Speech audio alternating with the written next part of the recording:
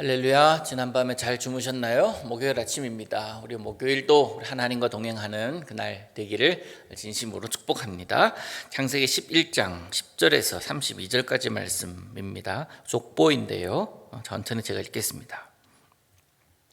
셈의 족보는 이러하니라. 셈은 백세 곧 홍수 후 2년에 아르박삿을 낳았고, 아르박삿을 낳은 후에 500년을 지내며 자녀를 낳았으며, 아르박삿은 35세에 셀라를 낳았고, 셀라를 낳은 후에 403년을 지내며 자녀를 낳았으며, 셀라는 30세 에벨을 낳았고, 에벨을 낳은 후에 403년을 지내며 자녀를 낳았으며, 에벨은 34세에 벨렉을 낳았고, 벨렉을 낳은 후에 430년을 지내며 자녀를 낳았으며, 벨렉은 30세에 르우를 낳았고, 르우를 낳은 후에 209년을 지내며 자녀를 낳았으며, 르우는 32세에 스룩을 낳았고, 스룩을 낳은 후 207년을 지내며 자녀를 낳았으며, 스룩은 30세에 나홀을 낳았고, 나홀을 낳은 후에 200년을 지내며 자녀를 낳았으며, 나홀은 209세에 데라를 낳았고, 데라를 낳은 후에 119년을 지내며 자녀를 낳았으며, 데라는 70세에 아브람과 나홀과 하란을 낳았더라. 데라의 족보는 이러하니라. 데라는 아브람과 나홀과 하란을 낳고, 하란은 롯을 낳았으며, 하란은 그 아비 데라보다 먼저 고향 갈대아인의 우르에서 죽었더라. 아브람과 나홀이 장가들었으니 아브람의 아내 이름은 사레며, 나홀의 아내 이름은 밀가니 하란의 딸이요, 하란은 밀가의 아버지이며 또 이스가의 아버지더라. 사레는 임신하지 못함으로 자식이 없었더라. 데라가 그 아들 아브람과 하란의 아들인 그의 손자 롯과 그의 어머니 그의 며느리 아브람의 아내 사레를 데리고 갈대아인의 우르를 떠나 가나안 땅으로 가고자 하더니 하란에 이르러 거기 거류하였으며, 데라는 나이가 205세가 되어 하란에서 죽었더라. 아멘. 오늘도 족보 이야기인데요, 좀 복잡합니다만 하나님의 섭리가 족보 가운데 있다고 분명히 말씀드렸잖아요. 그래서 갑자기 셈의 족보가 나오는 이유, 또 데라의 족보를 11장 마지막 이 원역사 마지막 부분에 나오게 하는 이유가 과연 뭘까? 오늘을 함께 한번 나눠보려고 합니다. 하나님은 이 새 시대를 여실 때마다 사람들을 택하십니다. 처음 사람 아담에서부터 시작된 인류 중에 또한 노아가 택함을 받죠. 그래서 다시 새 판을 짜십니다. 노아 이후에 번성한 인류 중에서는 아브라함이 또 택함을 받고, 또 모세가 택함을 받고, 다윗이 택함을 받고, 이러한 택함 받은 자들로 하나님의 역사가 쭉 이어가는 것을 우리는 보게 됩니다. 오늘 본문을 보니까 셈의 족보가 등장을 하잖아요. 갑자기 왜 셈의 족보가 11장 마지막 1장부터 11장까지를 우리가 원역사라고 했는데 이 마지막 부분에 셈의 족보, 데라의 족보가 나왔을까? 이유가 있습니다. 그 12장에서 등장하는 사람, 결국 11장이 있어야 12장이 등장하니까요. 그 아브라함을 등장시키기 위해서 그가 어떠한 가문이었나라는 것을 알리기 위해서 끄집어내는 겁니다. 셈의 가문의 홍수 2년에서 아르박삿을 끄집어냈죠. 아르박삿에서 결국 끝에 가서 데라를 끄집어냅니다. 데라는 누구의 아버지입니까? 아브라함의 아버지이잖아요. 바벨탑 이후 이 혼돈의 시대에 하나님은 이 셈의 후손인 데라를 세우십니다. 데라는 아들을 좀 뒤늦게 낳습니다. 그 아들들이 세 아들이잖아요. 아브람과 나홀과 하란. 하란은 결혼 후에 아들을 롯을 남긴 채 갈대아 우르 그곳에서 죽었다라고 성경은 기록합니다. 아브라함의 아버지 데라는 어떤 이유에서인지 모르겠지만 갈대아인 그들의 고향인 그곳을 떠나서 갑니다. 그런데 하란이라는 지역, 유대 땅 위쪽 있잖아요. 이스라엘 땅 위쪽. 그 위쪽에 도착하고 난 이후에 그곳에서 죽어요. 그곳에서 죽은 이후에 데라가 고향 땅 갈대아 우르를 떠나서 이방 땅에서 죽을 때에 이제 남은 아들이 누굽니까? 아브람과 나홀이에요. 하란은 이미 죽었으니까. 아브람과 나홀인데 아브라함의 부족이 족장이 됩니다. 왜냐하면 나홀은요, 데라가 갈대아인의 우르에서 나올 때에 데리고 나온 명단에서 없습니다. 그래서 나홀이라는 사람은 아마 그 갈대아인의 우르, 그 갈대아 우르 지역에 머물러 있었던 것 같습니다. 그래서 이제 아브라함 혼자 남았어요. 이 데라, 그 아버지를 따라가던 이 부족 전체가 이제 아브라함이 이제 족장이 된 거예요. 아브라함은 선택을 해야 했습니다. 어떤 선택을 해야 됩니까? 그 땅에 계서 머물지, 아버지 데라가 죽은 그곳에서 머물지, 아니면 다시 갈대아인의 우르, 그 고향 땅으로 돌아갈지를 결정할 수 있는 건 아니겠습니까? 이게 두 가지예요. 방법은 두 가지입니다. 갈대아인의 그 갈대아 우르를 향해 가는 것은요, 익숙한 땅으로 돌아가는 거예요. 무엇을 이유로 그들이 그 땅을 떠났는지는 알 수가 없지만 적어도 지금 아브라함 부족은요, 적지 않은 수라고 하거든요. 그래서 다시 고향으로 돌아가더라도 이 많은 부족들이 그곳에 돌아가더라도 막거나 아니면은 뭐 쫓아내거나 그럴 만한 이유가 전혀 없었던 것 같습니다.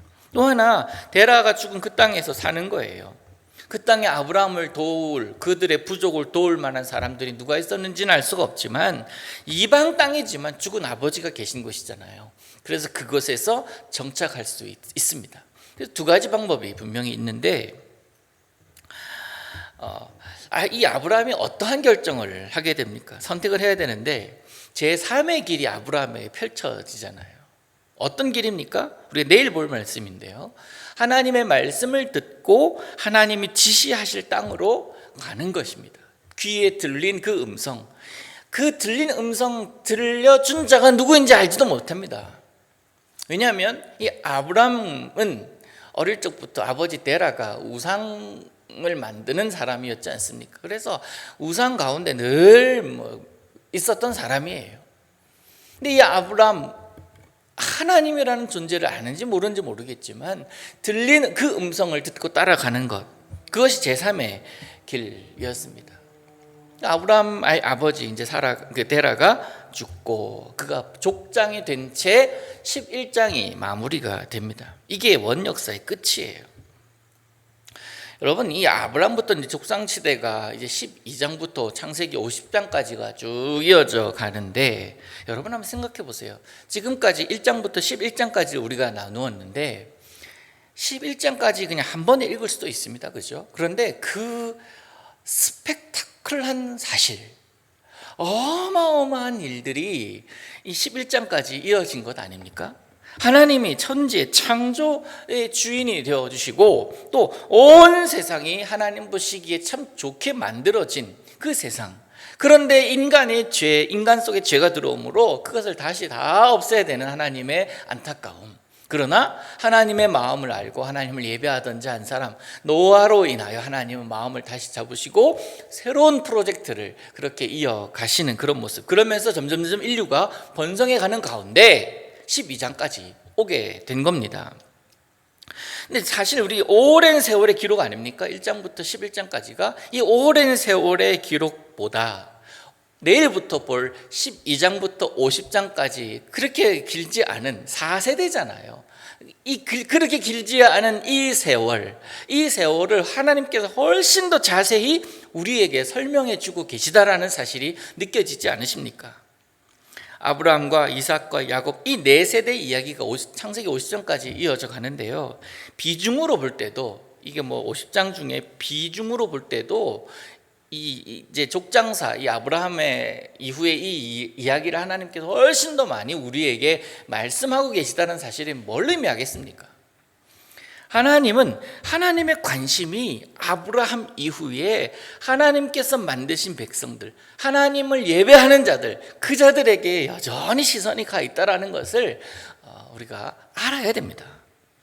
그리고 아브라함 이후 인류의 역사들, 아까 말씀드렸듯이 모세, 다윗, 이런 수많은 선지자들, 그리고 예수 그리스도의 탄생, 예수 그리스도 탄생에 있음을, 그 하나님의 관심이 거기에 있음을 우리는 성경을 통해서 볼 수 있어야 돼요.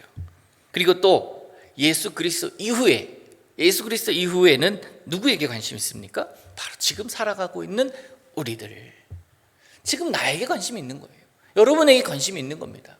그 관심이 또 어디로 쭉 이어갈까요? 언제 그의 아들 예수 그리스도를 다시 이 땅에 보내실까? 그 타이밍 아닙니까? 그 타이밍에 하나님은 관심이 있으십니다.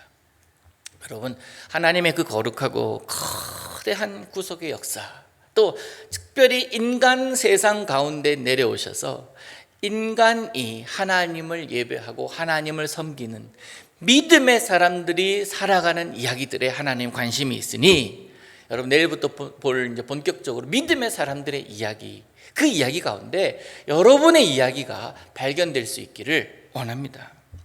믿음의 조상들이 살았던 그 길들, 특별히 믿음의 조상인 아브라함이 걸어간 길을 보면서 오늘을 살아가는 우리가 걸어야 될 길이 무엇인지, 보아야 할 것이 무엇인지 분별하고 들어야 될 메시지가 무엇인지를 정확하게 들어서 하나님께서 기뻐하시는 삶, 하나님이 흡족해 하시는 삶, 진멸해야겠다라고 마음 먹는 그런 일이 아니라 하나님 보시기에 너무나 아름답다, 참 보기 좋다 하는 그러한 감탄사가 여러분의 삶 가운데 나올 수 있기를 원합니다.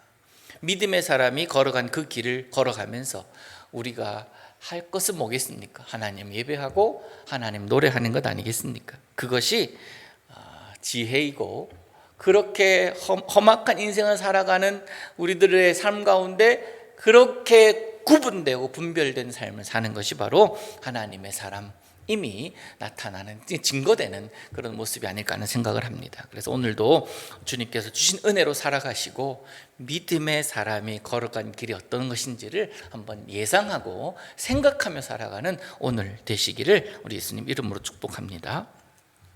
하늘에 계신 우리 아버지여, 이름이 거룩히 여김을 받으시오며 나라의 임하옵시며 뜻이 하늘에서 이룬 것 같이 땅에서도 이루어지이다.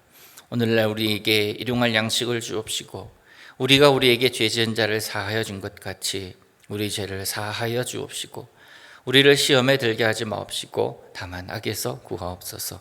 대개 나라와 권세와 영광이 아버지께 영원히 있사옵나이다. 아멘.